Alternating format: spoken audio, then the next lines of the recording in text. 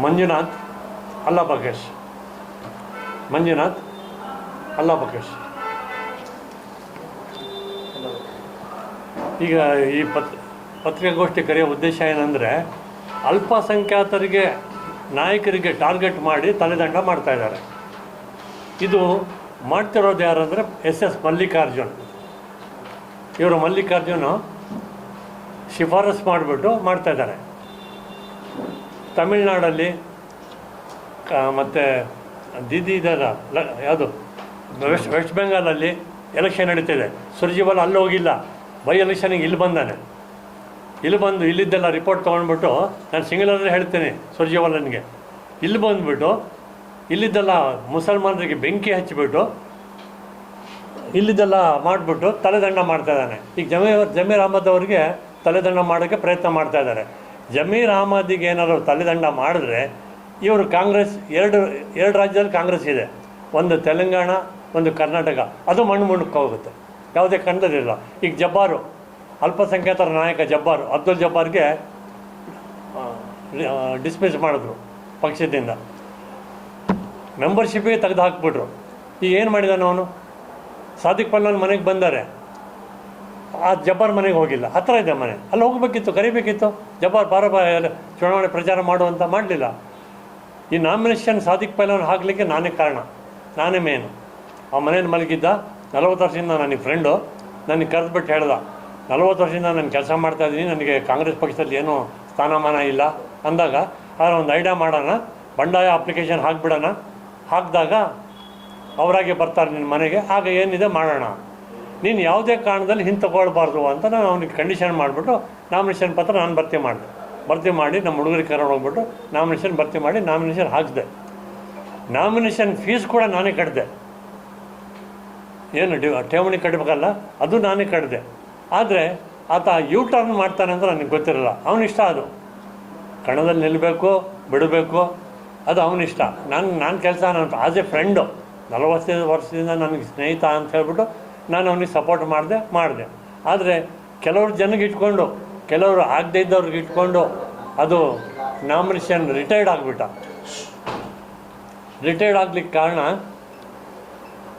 ನನಗೇನು ಆಸೆ ಆಮಿಷ ತೋರಿಸಿದ್ರು ಅವನಿಗೆ, ನಾನು ಅದು ಮಾಡ್ತೀನಿ ಇದು ಮಾಡ್ತೀನಿ ಅಂತ ಹೇಳ್ಬಿಟ್ಟು ಅದಕ್ಕೆ ಟರ್ನ್ ಹೊಡೆದ. ಅದು ಅವನಿಷ್ಟ. ಕಣದಲ್ಲಿ ಉಳಿಯೋದು ಅವನದೇ ಇಷ್ಟ, ಕಣದಿಂದ ಹಿಂತೆಗೆಯೋದು ಅವನದು ಇಷ್ಟ, ಅದು ಅವನಿಗೆ ಬಿಟ್ಟಿದ್ದು. ಆದರೆ ಜಮೀರ್ ಅಹಮದ್ ಹೆಸರು ಹಾಳು ಮಾಡ್ತಾಯಿದ್ದಾರೆ. ಇದು ಯಾರು ಮಾಡ್ತಾಯಿದ್ದಾರೆ? ಎಸ್ ಮಲ್ಲಿಕಾರ್ಜುನ್ ಮಾಡ್ತಾಯಿದ್ದಾರೆ. ಜಮೀರ್ ಅಹಮದ್ ಹೇಳಿಲ್ಲ ಸಾದಿಕ್ ಪಲ್ವನ್ಗೆ ನಾಮಿನೇಷನ್ ಹಾಕುವಂತ, ಜಮೀರ್ ಅಹಮದ್ ಹೇಳಿಲ್ಲ, ಅಬ್ದುಲ್ ಜಬ್ಬಾರ್ ಹೇಳಿಲ್ಲ, ಆಮೇಲೆ ನಾಸಿರ್ ಹುಸೇನ್ ಹೇಳಿಲ್ಲ. ನಾಮಿನೇಷನ್ ಹಾಕ್ಸಿದ್ದೆ ನಾನು.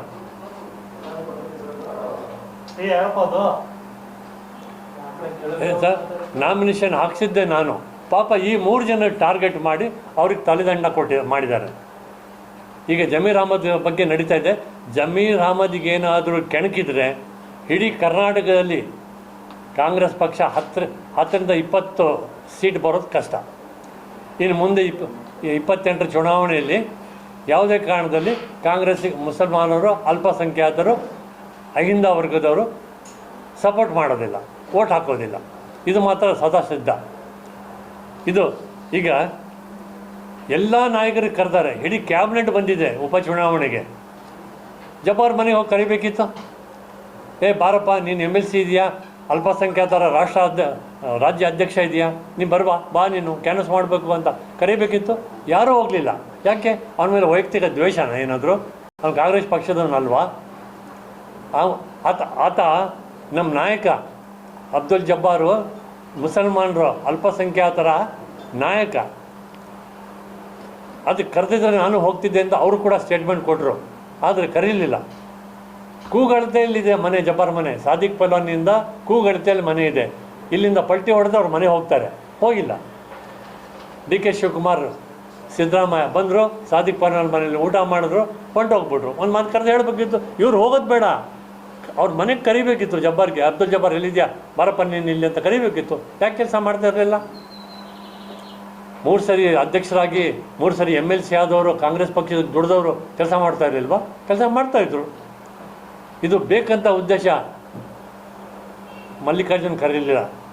ಪ್ರಭಾ ಮಲ್ಲಿಕಾರ್ಜುನ್ ಕರಿಬೇಕಿತ್ತು, ಅವರು ಕರೀಲಿಲ್ಲ. ಕ್ಯಾಂಡಿಡೇಟ್ ಕರಿಬೇಕಿತ್ತು, ಕ್ಯಾಂಡಿಡೇಟ್ ಕರೀಲಿಲ್ಲ. ನಾಮಿನೇಷನ್ ಹಾಕ್ಬೇಕಾದ್ರೆ ಶುಕ್ರವಾರ ಹಾಕಿದ್ರು ನಾಮಿನೇಷನು, ನಾನು ಇದ್ದೆ. ಎದುರುಬದ್ರು ಆದರು.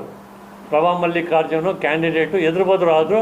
ಹಿಂಗೆ ನೋಡಿ ಏನೂ ಅಂತ ಕೇಳಲಿಲ್ಲ ಪ್ರಭಾ ಮಲ್ಲಿಕಾರ್ಜುನ್. ಸಾದಿಕ್ ಪಲ್ವಾನ್ಗೆ ದುಡಿದಾನೆ, ಶಂಕರಪ್ಪ ಅವ್ರಿಗೋಸ್ಕರ ದುಡಿದು ಹೋರಾಟ ಮಾಡಿದ್ದಾನೆ. 40 ವರ್ಷದಿಂದ ಹೋರಾಟ ಮಾಡಿದ್ದಾನೆ, ಕೊಟ್ಟಿಲ್ಲ, ಮಾಡಲಿಲ್ಲ. ಅದರಿಂದ ಈಗ ನಿಮ್ಮ ಟಿ ವಿ ಮಾಧ್ಯಮದೆಲ್ಲ ಪ್ರಸಾರ ಆಗ್ತಾಯಿದೆ. BZ ಜಮೀರ್ ಅಹಮದ್ಗೆ ತಲೆದಂಡ. CM ಕರೆದು ಹೇಳಿದ್ರಂತೆ, ನೋಡಪ್ಪ ವೇಣುಗೋಪಾಲಿಂದ ಏನಾದ್ರು ಹೇಳಿದ್ರು ಅದು ಹೇಳು, ಇಲ್ಲ ನಿನ್ಗೆ ತೊಂದರೆ ಆಗುತ್ತೆ ಅಂತ.